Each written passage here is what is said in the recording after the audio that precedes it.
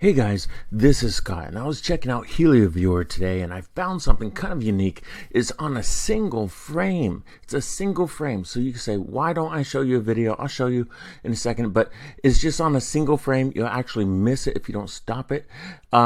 You could put these settings on HelioViewer here. Just check out these settings, pause the video, go to helioviewer.org up here, and you'll find it yourself. I believe these to be the Fireflies that astronaut John Glen saw when he was the first American to orbit the Earth.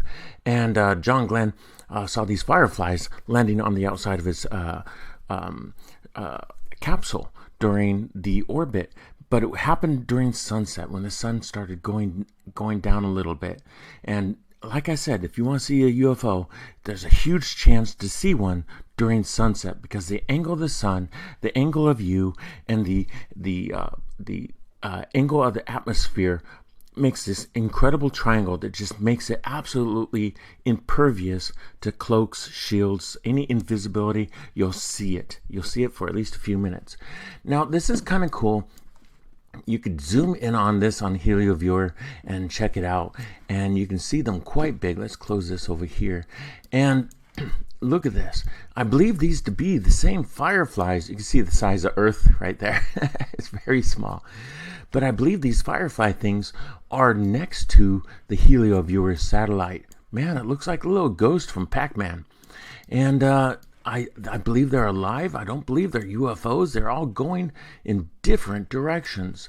Each one, I believe this is one, and it's just caught 3 times. It's traveling so fast. Look, one getting caught 3 times because it's traveling so fast.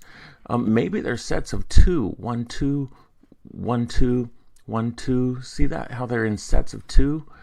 But it's hard to tell. Are they 2 or are they 1? So I'm taking my best guess. I really think that the shutter speed of the satellite itself is a little slow to catch these little things zooming around. They're kind of like space bugs, okay? I'm saying they're the size of snowflakes, and snowflakes can get as big as, of course, a silver dollar sometimes. But if you've ever been to Montana, silver dollar size sometimes, they get together. So let me show you the video of this, and it's just incredible, guys. And then I'm going to show you something special at the end of this video. So don't click out now. Don't click out now. Hit that subscribe button. And I got a special John Glen exclusive for you. I got it from the National Archives, and it's free for anyone to download at the National Archives. It's free for use from the government agency. So I'm going to put that video of John Glen documenting his Firefly experience firsthand from the space capsule itself. Hold on. Here's the actual footage of this, and you just missed it right there. Let's hit it again, and there it is. See how fast the footage is? It's in a single frame, just a single frame. And that object up here, that's Venus. And it's just kind of cool. Let's stop it. Let's stop it right there. Look at that. It's gone. You see 1 or 2 small objects shoot by right before it happens. Or is it right after? Kind of cool. Pretty awesome.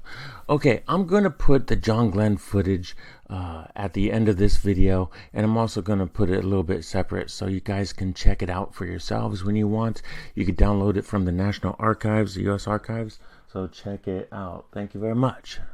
Lit up like they're luminescent. I never saw anything like it. They're coming by the capsule, and they look like little stars, a whole shower of them coming by. They swirl around the capsule and go in front of the window, and they're all brilliantly lighted. They probably average maybe 7 or 8 feet apart, but I can see them all down below me also.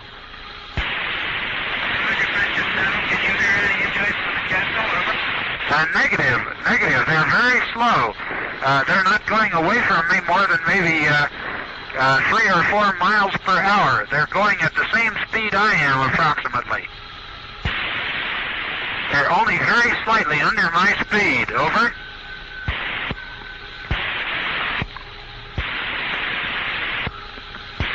They do have a different motion, though, from me, because they swirl around the capsule and then depart back the way that I am looking. Are you receiving? Over.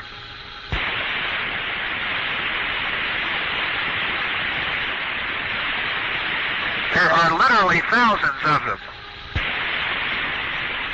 This is Friendship 7. Am I in contact with anyone? Over.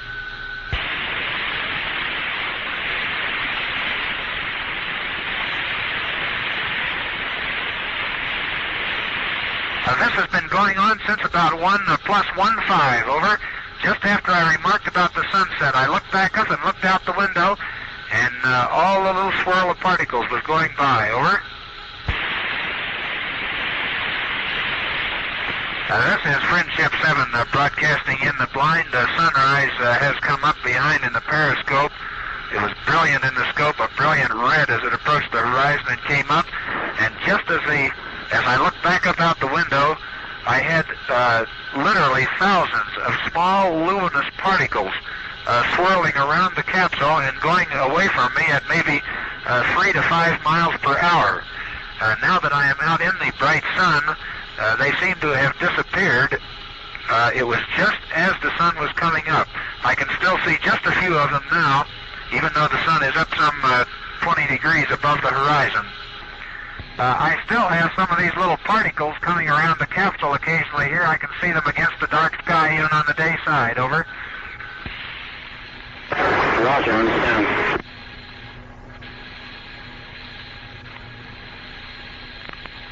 Friendship 7, join us. If you have a chance, could you give us a blood pressure check? Over. Roger, Friendship 7, we'll give blood pressure check. I still have some of these particles that I cannot identify coming around the capsule occasionally, over. Roger, how big are these particles? Very small. I would indicate they're of the order of a 1/16 of an inch or smaller.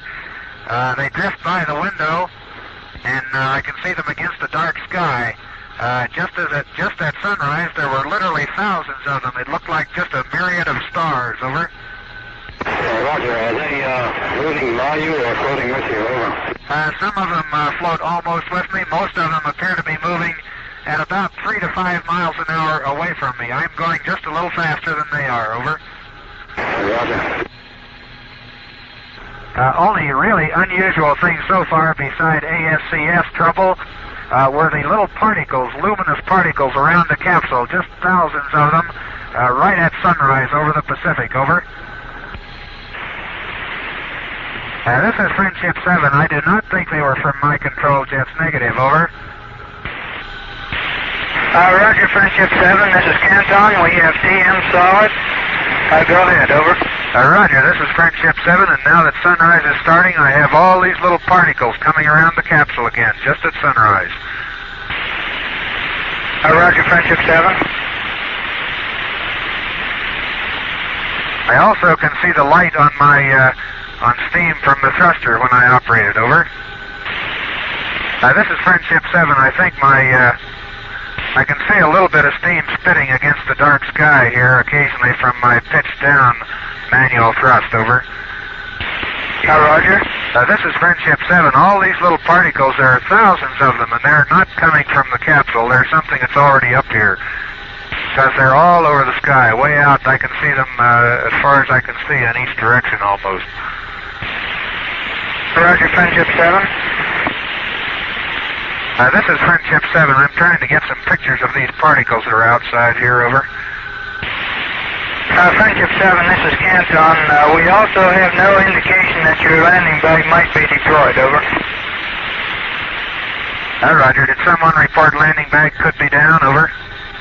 Negative. We had a request to monitor this and to ask you if you heard any flapping when you had high capsule rates. Negative. This was, over. Well, I think they probably thought these particles I saw might have come from that.